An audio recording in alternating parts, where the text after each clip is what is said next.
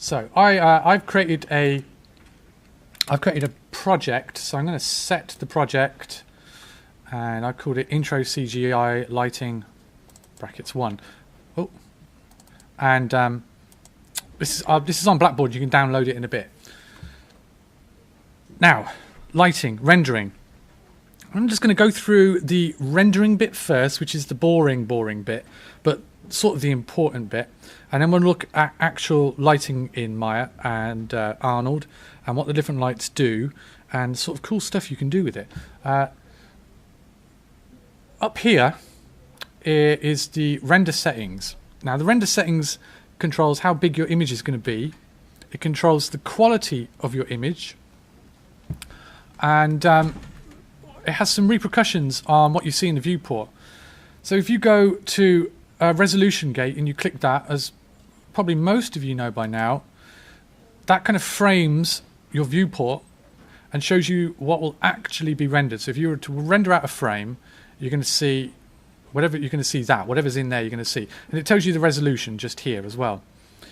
If you want to change that, then you have to go to this, the render settings. When you click that, up comes these render settings. There's a bunch of different tabs. There's this thing here, this tab here, the Arnold Renderer tab. This is all to do with the actual quality of the rendering and the different effects that you can get when you render an image. When you render an image, that means just really do all the lighting calculations and shader calculations and make it look nice. In common, most of these you don't really have to worry about at the moment. You can set the type of image that you want to export, so JPEGs, AXR, etc., etc. Really the one you want to be worried about at the moment are renderable cameras. This will be actually what gets rendered, and the image size. At the moment it's 960 by 540, which is what you can see there when you hit that resolution gate. But you can change that. I like changing stuff to make it all look like it's cinematic. So I like using 253 or 235 to 1 kind of ratio, and you get that classic CinemaScope kind of view. So that's important to sort of know. So if you want to change the resolution and the framing of your render, then you need to go to the render settings. You need to scroll down and change this width and height. Once you've got the ratio that you want, you can click this maintain width height ratio little thing here. And if you click that, that means you can lower this and it will maintain that ratio. So you can get a quicker kind of renderer. I don't think too many of you are going to mess around with that, I would have thought. But, you know, it's also sort of vital to know in the long run in general. When you go over to the Arnold Renderer tab just here, this kind of is this section here is the quality of your final image. Each one of these numbers, the higher the number, the less grainy and noisy your final image is going to look like, because that's how Arnold kind of works. Your image will look nice, but on lower settings will look grainier and noisier. And if you want your image to look really smooth and not grainy and noisy at all, you have to fiddle around with these settings, but also settings on your lights and other kind of effects. At this level, I think level 4 kind of CGI stuff, whether you're VFX or concept art, kind of you only have to worry about one of these settings, and that's this camera AA one. This kind of acts as like a multiplier, quality multiplier for everything. So different lights can have different sample settings, which means the light produces a smoother result. So you can individually make a light have a better quality. Other things like volume effects to make things look like they're in smoky rooms, that will have its own quality as well. But this camera AA one just here is like the master mixer volume switch, and it will affect everything else. And as I said, the higher that number, the smoother your image. But of course the trade-off is the longer it will take your image to render. Again, I think in level 4, first year kind of stuff, I don't think you're going to be rendering much in the way of actual animations or sequences. So you can probably get away at the end of the semester when you want to do your final image, cranking this up to something like 6. But the default for 3 is fine for testing kind of purposes. So yeah, that's what that does. So don't worry too much about this, but know that if you do want to get a better looking, smoother image, you want to go to the renderer, Arnold renderer tab, and this number here is like your quality setting. Everything else you can kind of sort of ignore in this. Right, I'm going to load up a scene that I created to demonstrate the different lights in Maya or Arnold. So, lighting. Okay, got a simple, I'm going to switch off this. Simple scene with a couple of little objects in and a sort of little set here. And that's a big area light, which I'm going to talk about in a moment, that's acting as a sort of fill light. Right, so in Maya, you've got a choice of how you can light stuff. If you go to the rendering tab, these are all Maya lights, right? These totally work with Arnold, but they're old and they're of limited use in a way. Like I would never, ever use the ambient light. I would probably never use a point light. I might occasionally use a spotlight. And then Maya's got its own versions of area lights. And this one you would potentially use, a direct light, because that's a bit like the sun. But when you click one of these, you know, you get, let me just switch, a little light icon that shows up like that. And you can kind of see it sort of work as you move it around in the viewport. You want to get to the settings of that. It's in Attribute Editor, so you can change the color and you can change how bright it is, and you can change whether it's got this thing called decay. Now this is why I would stay away from Maya lights that are in the rendering tab, because by default the lights in Maya, in the rendering one, don't really behave like real lights. So this light at the moment, if I was to render it, is going to light this sphere the same brightness as it would light over here. The light is not going to fade off like lights do in real life. In real life, lights fade off in what's called the inverse square law. The upshot meaning that lights actually fade off in intensity really quick. To make a Maya light actually behave properly, you have to go to this decay rate and choose one of these. And even more confusingly, they don't even call it inverse decay. I think it's quadratic or cubic is the equivalent of that. Also, this light comes from like an infinitesimally small pinpoint of light. There's no light that exists in nature. Even the smallest little LED light has some kind of surface kind of area. But in Maya, this default point light is like a single point in space emitting light from all directions. So I would, in general, not use these. You can, having said that, of course you can use them. They are totally compatible with Arnold. They will show up, they will light your scene up. And they also come, each one of these, with a little Arnold drop-down list just here that lets you apply some Arnold-specific kind of things, like volume samples here. So each light has samples. It's like the quality of the shadows of the light. One's going to give you grainy shadows. Higher that number, the smoother the shadows. So you can totally use all these with Arnold, and you can give them their very own Arnold-specific little parameters. But as I said, I wouldn't. I would stay away from them. I would maybe only use the direct light to simulate things like the sun, because Arnold itself doesn't have, it has a sun and sky system, but it doesn't have an actual direct light specific to it. Right, having said that, let's look at the actual Arnold lights. So I've got a scene with some simple kind of objects. Now the workhorse light, the light you're going to be using the most, is this thing called an area light. And an area light is called an area light because it's a light that has some kind of surface area. By default, it's a square. But you can change the shape of that. So light type here is quad. You could change it to a cylinder. So that might be quite nice for a fluorescent light, a tube strip light type thing, or you make it a disc. But by default, it's a square or a quad. Now, you can scale a light just as you can, just as you would an object, right? And it will change how the light behaves. So if I shrink this, scale it out, you can create that kind of effect. Area light's super, super useful for creating realistic lighting effects, because the shadows that get cast from an area light are going to have what's called umbra and penumbra, which means they're going to have a sharper bit of the shadow, and then that sharper bit's going to soften off to the penumbra. Back in the olden days, using Maya lights, you had to cheat that to get that effect. But with Arnold, you just get it for free. So if you use area lights, you're going to get umbra and penumbra.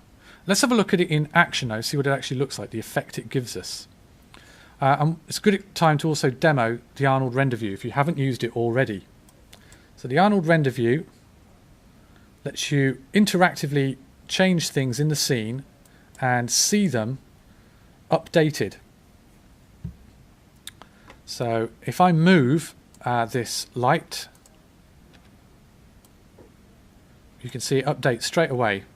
It kind of iteratively, it starts off the render super, super blocky and pixely, and then the longer you leave it, the more it tries to make it smooth.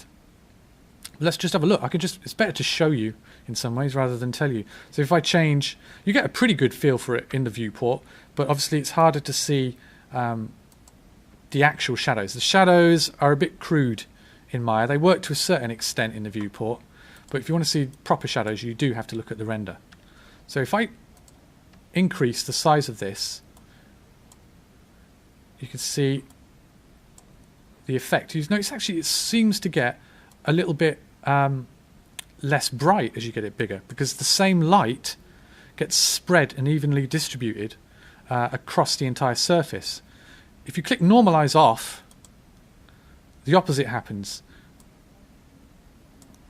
It's just the two different ways that the light behaves. You might prefer it one way rather than another. Maybe you want to get an effect where it's super bright and you find that it works easier with normalize off.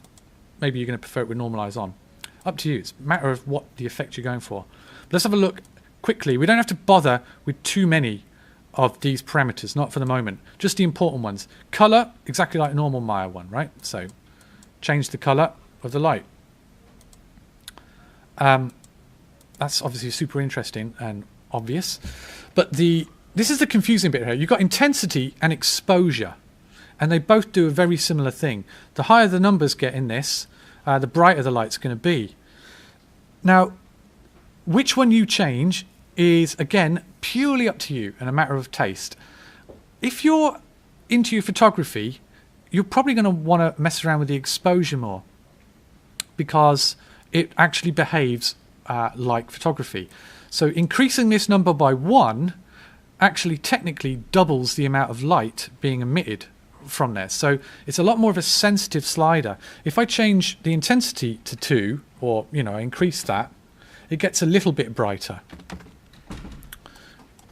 If I increase the exposure, you'll notice that it begins to get a lot brighter. It says that it's still quite subtle in a way, but the problem is it's very easy to just nudge this up a little bit and for it to quickly blow out, because it's trying to behave like an actual sort of camera exposure. But you can use them one or the other, or you can use them both in conjunction with each other. Really doesn't matter. So that's how you change the brightness of your light. Let's just skip a bunch of these. You can change the shape as I showed you. This spread is quite useful because there's no spotlight in Arnold. If you compare it to Maya, you have the option of doing a spotlight. In Arnold, you don't. Now, you can use the spotlight in this tab here, but you can get a similar effect with an area light using the spread button. Now at 1, it means the light is spreading out. It's kind of like the normals on an object, those little invisible lines that describe which direction the face is pointing. At 1, imagine that the lines are pointing outwards this way, but then as it gets towards the center, they're pointing sort of at right angles. Using the spread, you can kind of begin to pull those normals so they're all pointing in the same direction. Again, much easier to just show you, and you can see in real time you get more of a spotlighty effect by bringing this spread in. So you can control just how much the light kind of comes out in the direction compared to the orientation of the light. So it's very, very useful to be able to have that control. Let's forget, I'm going to encourage you to play around with this in a moment when you download this file, but roundness and soften edge as well, yeah, you play around with that in a moment. And you can also control what parts of the light are visible to the render and to how much. So again, play around with this. You can take this down to nothing. So what this means is that the light is not contributing at all to the diffuse part of the render. It's only showing up in specular, which when you see specular, just imagine reflections, because that's all it really is. SSS, that's like skin-like things and waxy type of things. Indirect is kind of bouncy kind of light. So you've got a lot of control over how much each light is affecting each kind of part of the image. By default, all these are at 1, which means it behaves realistically, like it would in the real world. Anyway, so that's an area light. I'm just going to pause the render there and show you the next one. So we switch area light off. Let's look at mesh light.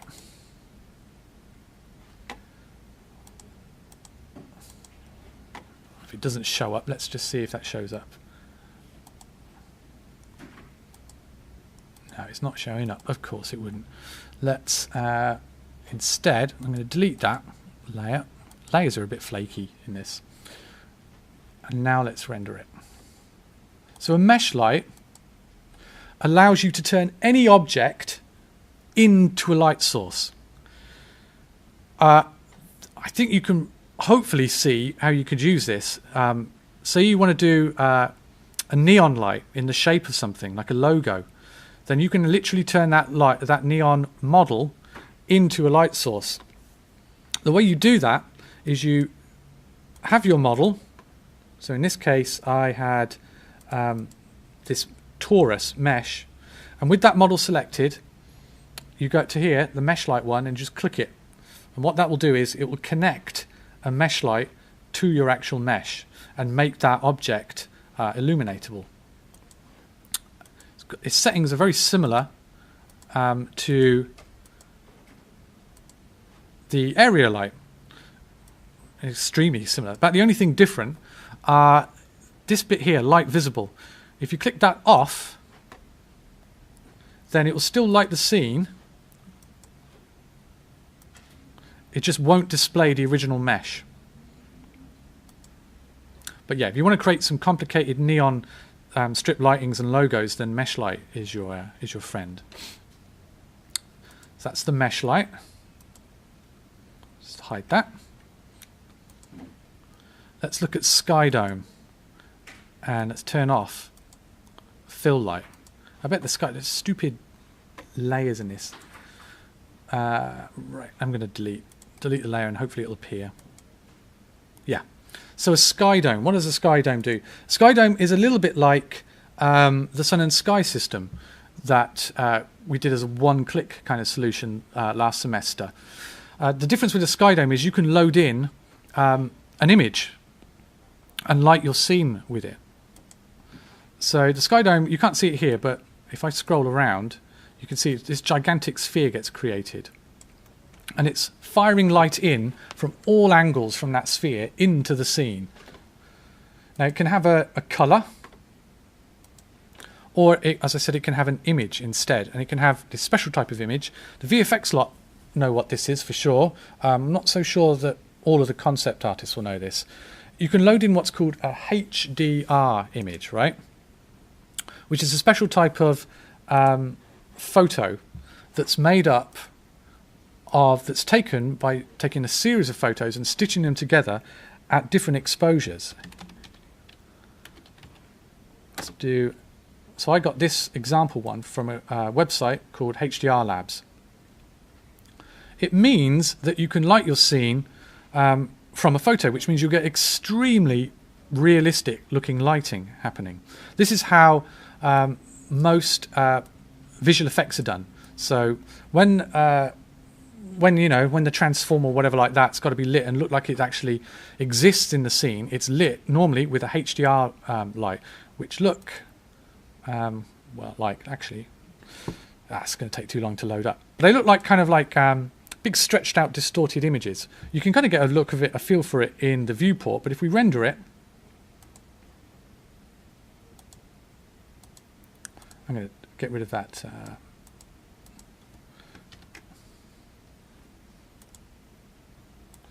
Typical. Does not want to go. There we go. So you get very, very subtle, soft, even lighting. Looks extremely sort of realistic. I don't think you'll be using too much of that in the Mars base interior because it's more useful for when you want to make something look like it's outside. By the way, if you go into here, you can click 3D manipulation on. And if you do that, that means you can literally navigate around this render like this. It's quite nice in a way. So that's a sky dome light. So it evenly lights from all directions, and you can use what's called a HDR image map to make that work. The last one I want to show you, and I will hide, I'll delete these actually, is this thing called a photometric light. Now, a photometric light looks a bit weird. It's got this kind of weird logo, this little icon here. What a photometric light does is it reads a special file called a .ies file. Now, a .ies file describes exactly how a real-world light bulb emits lights, the intensity, and in what directions, and what's called the throw pattern. Every single light bulb on the planet has an IES profile. It's manufactured by some company, and it has a very unique profile. You can load these profiles directly into Maya, into the light, so you can completely recreate a real light bulb. And these IES files are provided for free by light companies, because their main function is for architects who want to, when they're designing a building and they want to know how the lighting is going to work within the building, they need to know exactly how it's going to work so they know which light bulbs to actually order. So you can find these .ies files on the web for free from all the major kind of light bulb companies, and you load them in to here. And so when it renders, oh, it's lost the connection for the file, so I'm just going to find, so that was 2830.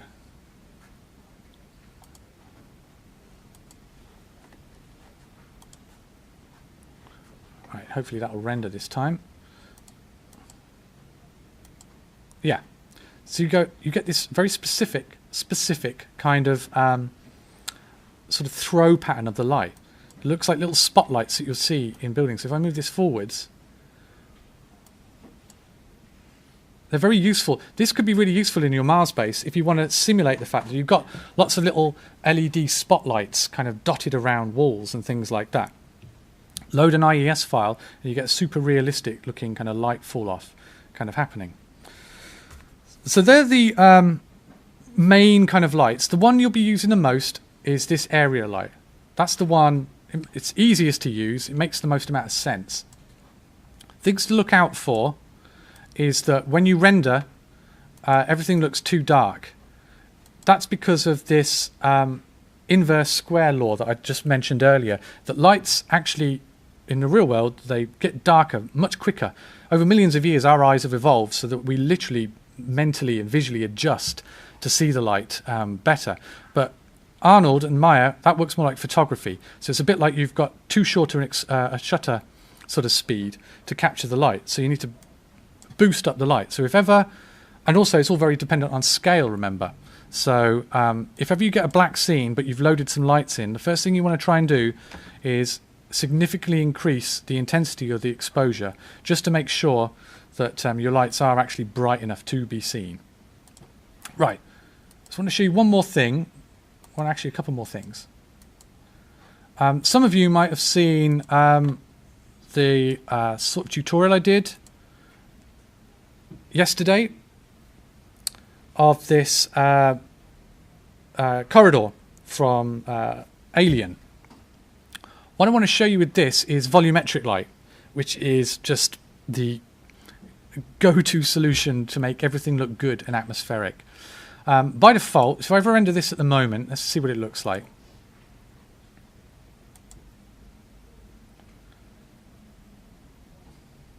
Totally blown out.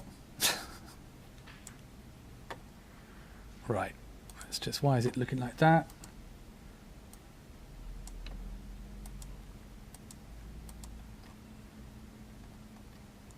Just, let's hide that.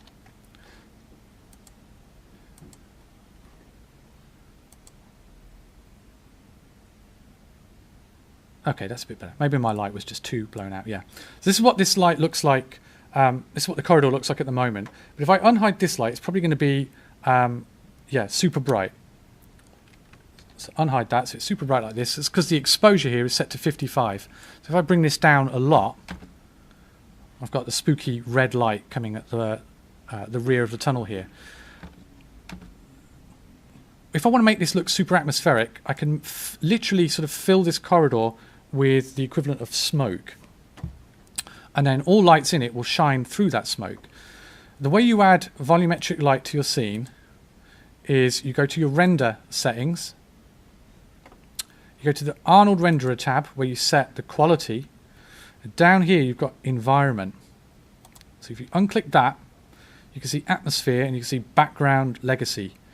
Ignore background legacy, you just want to fill the atmosphere with some smoke. So you go to the little checkerboard and you go create AI atmosphere volume.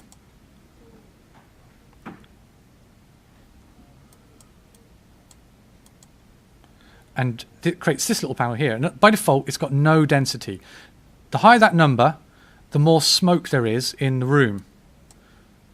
So if I could play it, so it's lots of smoke. Like that, and it's super bright. I mean, automatically, it's like, oh, like this. But then you've got the attenuation here. So by default, density just fills it with more and more and more and more smoke and atmosphere.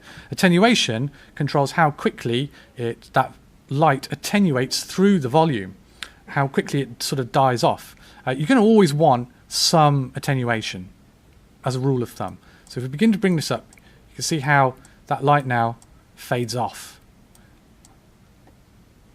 This is why I love lighting. It's super easy to create cool looking images. You know, I haven't even got any textures or any shaders on this corridor, and instantly I've got, you know, the alien entity has entered the spaceship. So you can fiddle around with the attenuation. So I really encourage you to have a play with adding volume to your images. Also, but as you notice, having smoke, having volume fog in there affects how bright your lights appear to be, because they've literally got to sort of shine through this dense kind of atmosphere. So you will have to add fog and then play around with the actual intensity of your light to sort of balance it all out. But that's just twiddling around with sliders. I think that's a lot easier than adding multiple edge loops and hitting 3 and seeing whether it's smooth okay and stuff like that. Just this thing, anisotropy, just here. All that is it tells the fog whether to favour the fog density and brightness around the light source origin, or whether to fade it or to favour it as it kind of spreads away from the light source. Again, the best thing to do is to simply play with this and see the effect that you get. See, if you move it into the positive number, it creates more of a definitive sort of glow around the light source there. Move it away and it kind of fades it off quicker. Play with these numbers until you get the look that you want.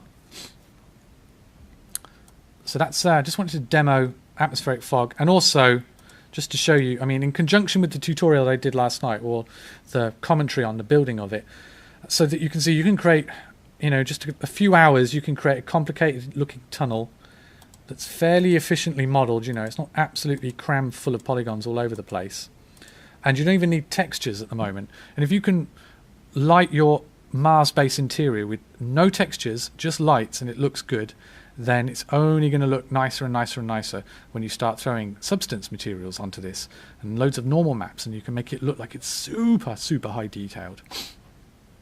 One last thing I want you to look at and want you to play with, and I imagine the VFX people who like doing portrait photography would probably like this, is I've got a file in this project that you can download in a moment called figure lighting. This has got the default ZBrush man, or his bust, just here, and key light, fill light, and rim light.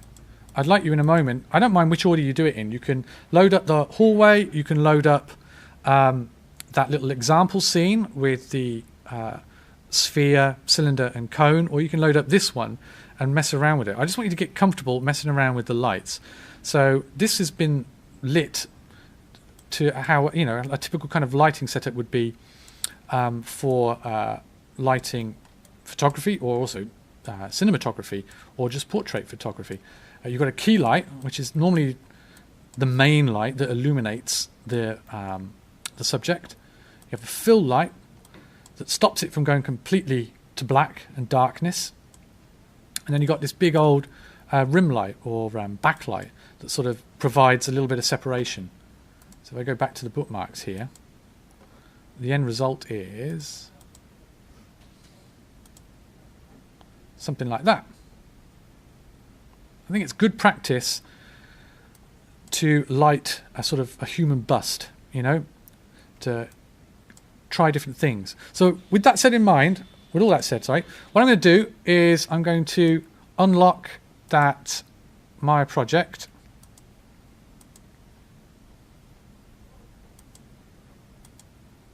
So you should be able to download that Maya project.